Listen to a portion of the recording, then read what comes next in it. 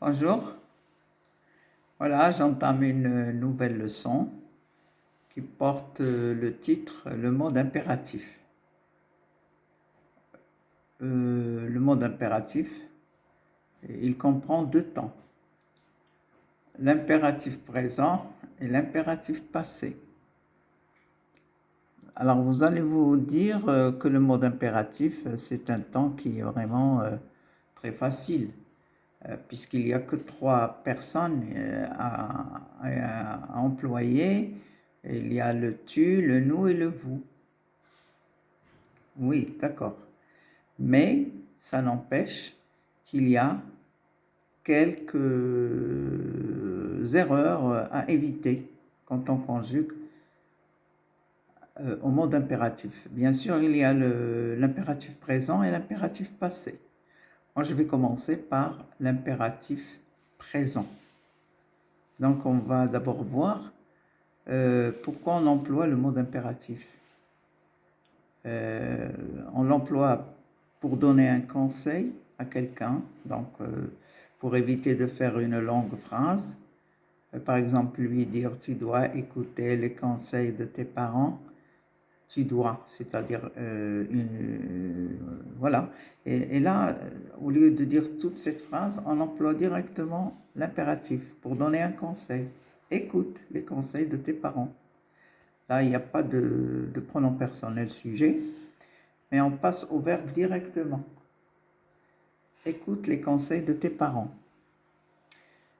C'est un verbe du premier groupe.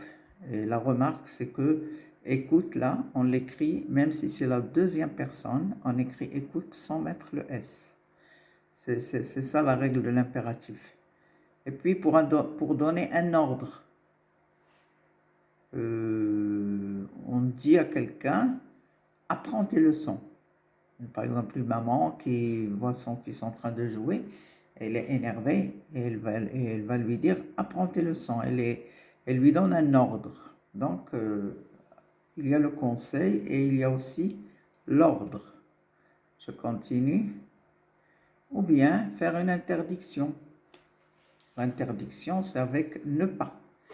On voit des garçons, des enfants qui jouent dans la rue. Eh bien, on leur dit ne jouez pas dans la rue. Là, c'est une interdiction. Ça veut dire il ne faut pas jouer dans la rue. Voilà les trois façons d'employer l'impératif présent. Bon, donc là, c'est qu'une introduction, une présentation du mode impératif. Je continue. On se pose la question. Bon, comme j'ai dit, il y a trois personnes. Deuxième personne du singulier avec tu, première personne du pluriel avec nous, et deuxième personne du pluriel avec vous. Voilà. Donc, le verbe se conjugue sans pronom personnel, tu, nous, vous. Le verbe se conjugue tout seul.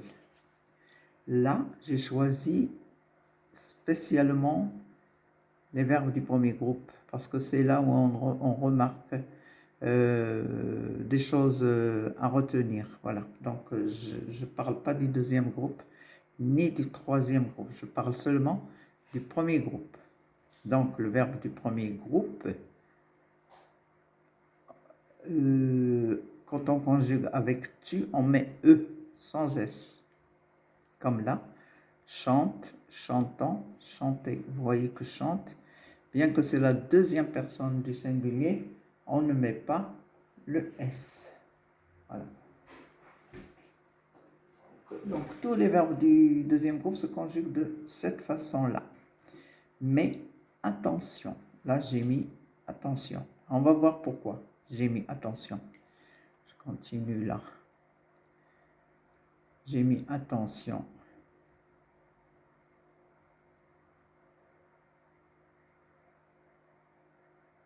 Alors, pourquoi attention? Je continue là. Alors,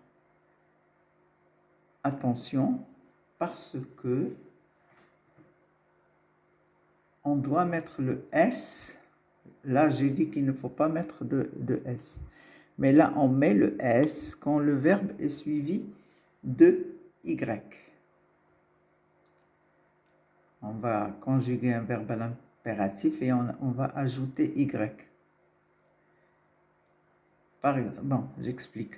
Dans les leçons précédentes, j'avais dit qu'il y a deux natures de Y. Il y a un Y qui remplace le lieu, c'est un adverbe de lieu. Y qui remplace le lieu, c'est un adverbe de lieu. On va voir un exemple là. Joue dans le parc. Une maman qui dit à son fils, joue dans le parc. Et alors, le parc, c'est un nom de lieu. Et on va le remplacer avec Y. Alors, pour remplacer avec Y, on va dire joue-y. Joue-y. Je ne peux pas dire joue-y. Donc, j'étais obligé d'ajouter le S pour la liaison. Et là, la deuxième personne du singulier, qui normalement ne prend pas de S, et là, elle prend le S pour la liaison avec Y qui est un adverbe de lieu. Donc, si je dis joue-y, c'est faux.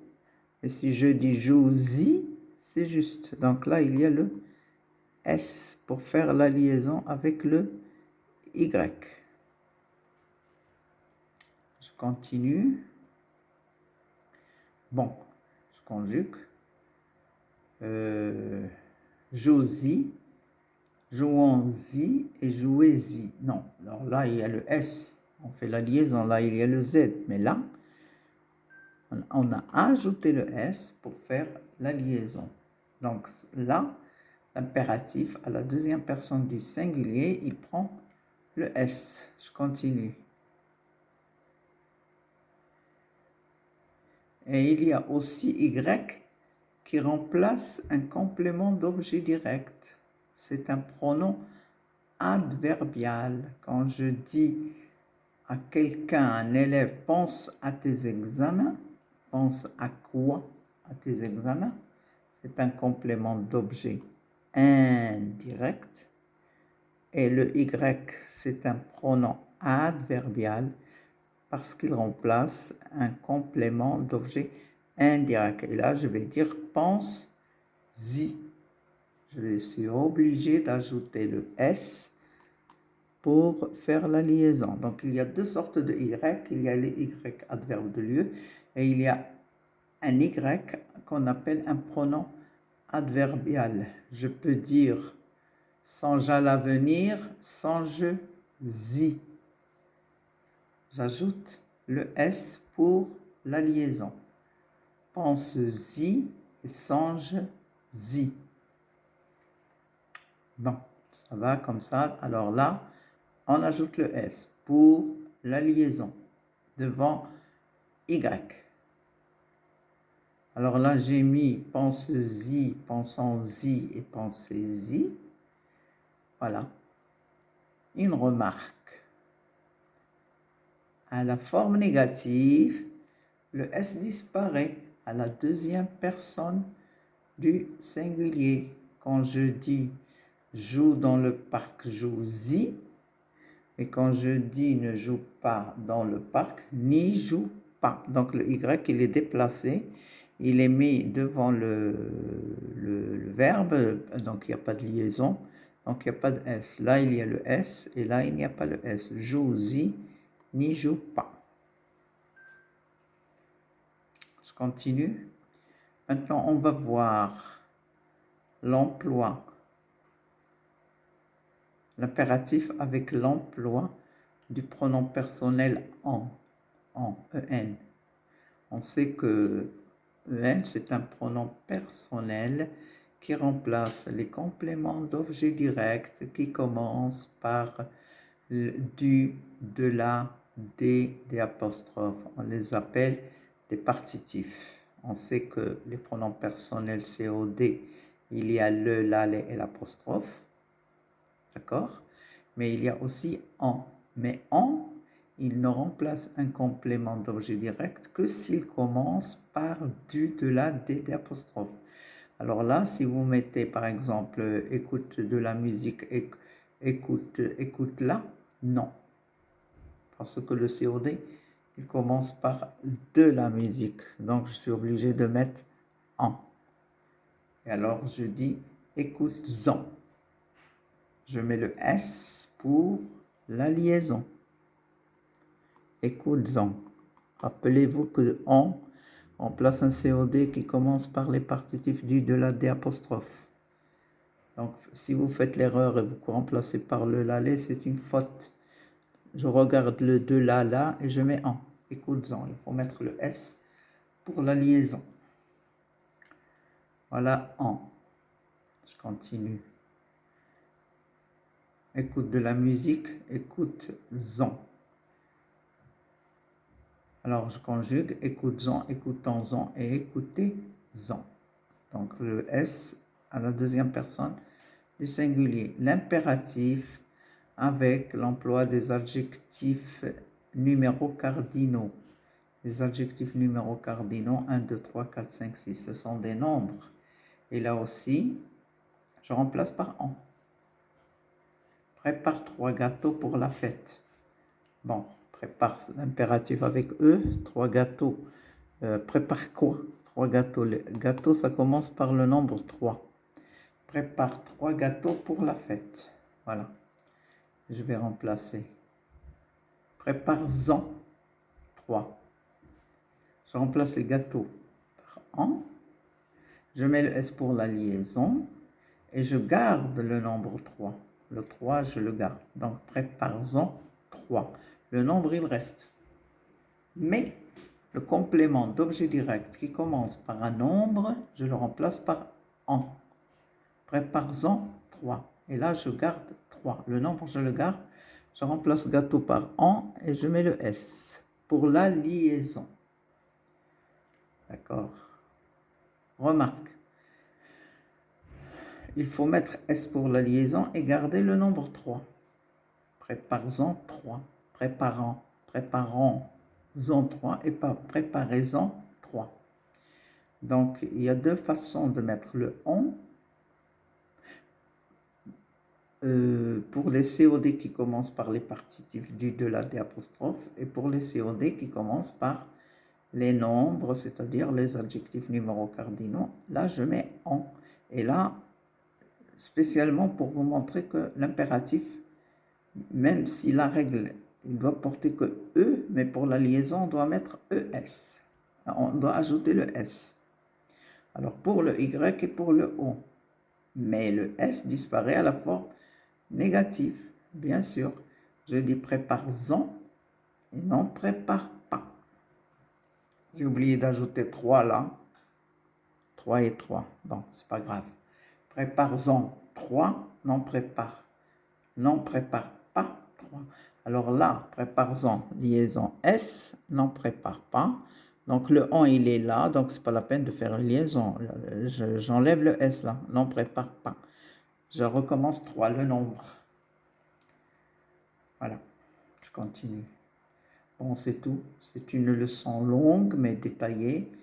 Bien détaillée, mais importante. Là, c'est pour vous dire que la règle dit que l'impératif à la deuxième personne du singulier, pour les verbes du premier groupe, elle prend toujours E, mais dans l'obligation de faire la liaison avec le Y et le en, je suis obligé d'ajouter le S. Voilà. Donc, c'est tout ce que j'ai à vous dire. Moi, je cherche toujours les leçons qui représentent une difficulté pour l'élève. Et là, en regardant, en suivant la leçon, là, je suis sûr qu'il ne fera plus de fautes. Et qu'il mettra toujours dans la tête qu'il faut mettre S pour la liaison devant Y et en. Voilà.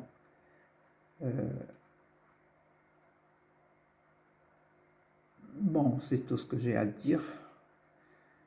Je crois que c'est clair. C'est bien expliqué, c'est bien détaillé. Essayez de regarder cette leçon. N'hésitez pas à regarder cette leçon. Et dites-vous qu'il y a des choses qu'il faut apprendre. Et il y a des choses qu'il faut apprendre et il faut éviter de faire des fautes. Je vous dis au revoir et à la prochaine. Bon courage.